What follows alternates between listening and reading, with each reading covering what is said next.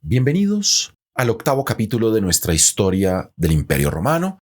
Estamos en el tema de la ciudad y en el episodio anterior hicimos una explicación de lo que era Roma y sus primeros siglos de existencia, como un cruce de caminos, sobre todo un lugar al que llegaba la sal en el río Tíber.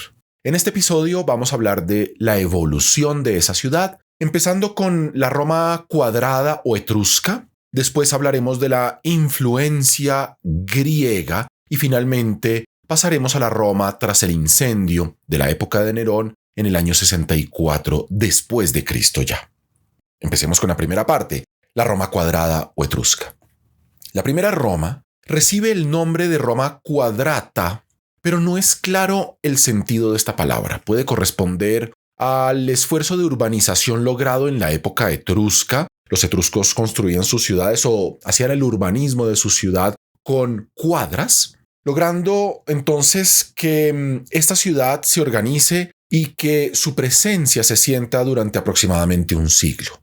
Los etruscos dividen la ciudad en 4 regiones o 4 tribus, como se les debería llamar en la época: la tribu palatina, colina, esquilina y suburbana, es decir, todo lo que estaba en los alrededores de la ciudad, para drenar los pantanos, gracias a una construcción, a una obra de infraestructura que va a ser emblemática no solamente de Roma, sino de Roma como civilización, no solo como ciudad. Es la cloaca máxima, ¿sí? Ese primer alcantarillado que es tan grande que incluso hoy en día podría pasar una carroza por la mitad sin ningún problema y que va a funcionar hasta el siglo XX.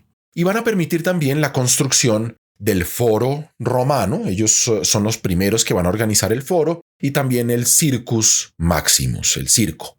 La muralla defensiva se le atribuye también a un rey etrusco del que hablaremos, obviamente, el famoso Servio Tulio o Servius Tullius, para proteger una superficie de unos 426 hectáreas.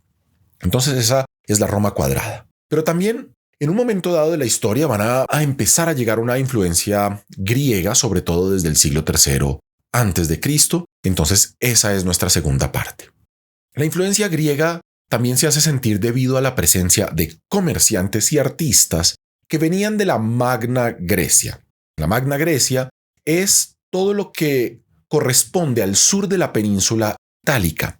Eran colonias de ciudades tradicionales griegas que habían florecido y que en la antigüedad se llamaban la Magna Grecia. Desde el siglo V, las obras de arte griegas empiezan a decorar la ciudad de Roma, y de ahí vienen las primeras estatuas de bronce. Y es en el año 296 a.C. que una cuadriga de bronce reemplaza a la cuadriga de cerámica etrusca que decoraba el templo de Júpiter Capitolino. Sí, esto es muy importante, esto es ya una influencia griega en el principal templo de la ciudad. Una cuadriga es una carroza alada por 4 caballos. Con el paso de la historia, Roma va a vivir momentos fastos y nefastos. La expulsión de los etruscos hacia el año 474 lleva a una toma del poder por parte de los romanos. Y es que en el siglo V vemos una serie de estallidos sociales, sobre todo de los plebeyos contra los patricios, que aparecen muy claramente en los diferentes relatos históricos de los mismos historiadores romanos. Y ya para principios del siglo IV se viven varias invasiones que vienen del norte, invasiones de pueblos celtas que los romanos llamaban los galos, que justamente son los que después Julio César va a conquistar, y que obligan la reconstrucción de una ciudad de manera anárquica. Los galos se toman Roma, la incendian, se destruye, y la reconstrucción va a hacerse de manera apresurada, perdiendo un poco esas cuadrículas que se habían diseñado en la época etrusca.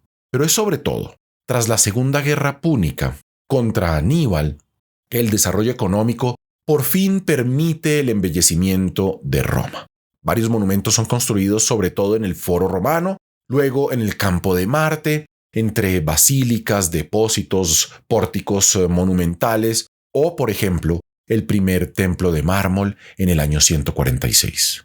Esto sin contar las casas privadas que viven una fuerte influencia griega y oriental, porque los grandes generales romanos van a tratar de imitar a los grandes reyes y los grandes representantes no solamente del mundo griego, sino del mundo persa también. Es una orientalización que vive la ciudad de Roma. El pomerium, que vimos en el episodio anterior, es el círculo sagrado de la ciudad, se vuelve muy estrecho para una ciudad que venía creciendo y tendrá que ser extendido en la época de Sila y luego por muchos otros emperadores como Claudio, Nerón, Vespasiano o Trajano, entre otros.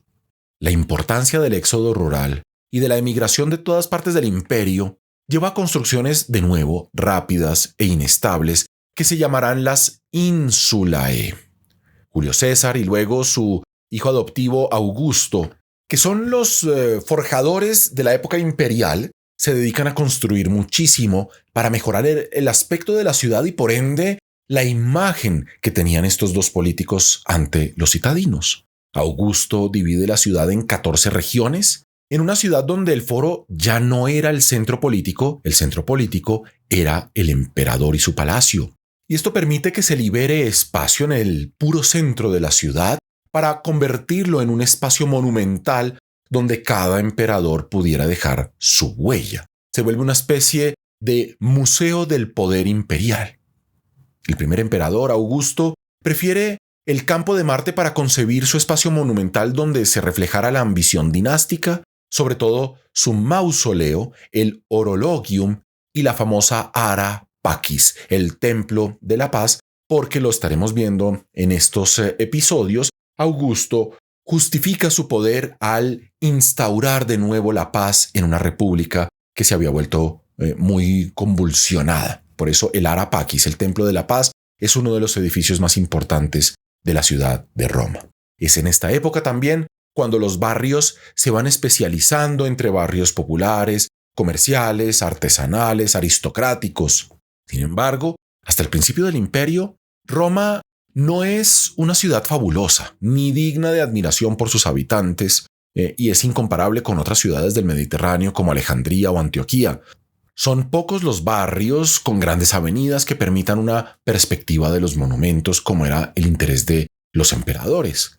Lo más común es encontrar una población más bien miserable que se aplasta en edificios sórdidos apretados los unos contra los otros a lo largo de pequeñas calles sinuosas, y era posible incluso en esa Roma de antaño darse la mano de un balcón a otro. Entonces son espacios con poca oxigenación, oscuros, insalubres. Esa es la verdadera vida en la Roma de entonces. Bajo el reinado de Augusto, la cantidad de habitantes llega a 1 millón, con el ruido, la promiscuidad e inseguridad que esto conlleva.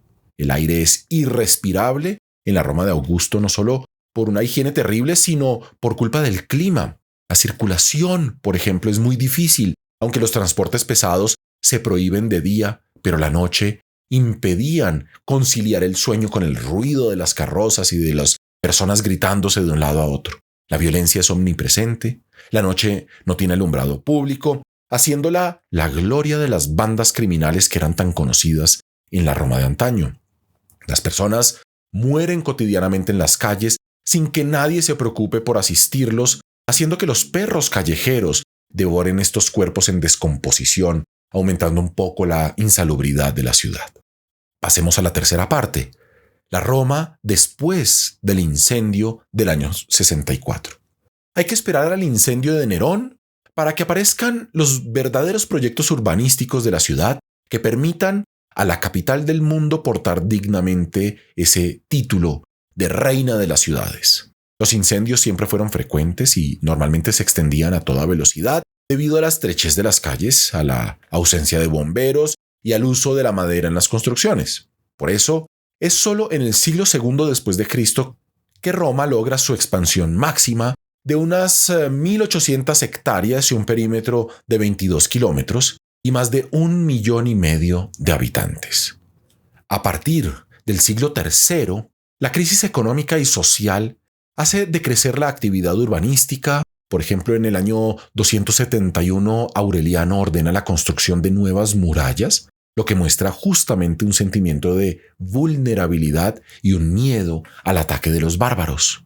Esta muralla encierra 3/4 de la ciudad y tenía 19 puertas de acceso. De ahí, la ciudad tendrá periodos fastos muy puntuales, como durante el reino de Diocleciano, con la construcción de las famosas termas, o de Maxencio, que también va a construir termas importantes. Pero hacia mediados del siglo V hay 2 documentos fabulosos que hacen una lista exhaustiva de monumentos de la ciudad, pero ya el interés por Roma decae. Los emperadores deciden fundar una nueva capital, Constantinopla, desde el año 330, y en Roma se contentan con restaurar algunos monumentos hasta que la administración los deja a su suerte y la mayoría de los edificios de Roma, los grandes monumentos de la época imperial, cae en el abandono total. En nuestro siguiente episodio hablaremos de la topografía de Roma y cómo forjó la imagen de la ciudad.